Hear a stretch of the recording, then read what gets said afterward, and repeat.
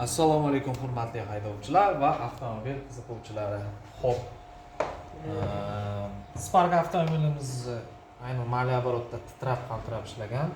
Bobina katushka zajganlarini tekshirganimizda kameraga qarab qilamiz. Bobina ishlamayapti mana. Apparatga qo'yaylik-da.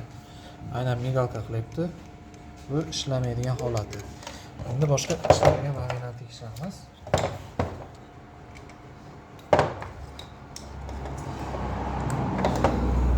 Kameraga qarab qilamiz.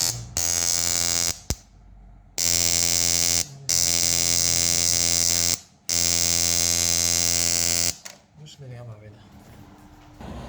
Xo'p, diagnostikada цепь управления катушка зажигания ошибка chiqargan, birato'la ошибkalariga zibros berib avtomobilni ishlatamiz.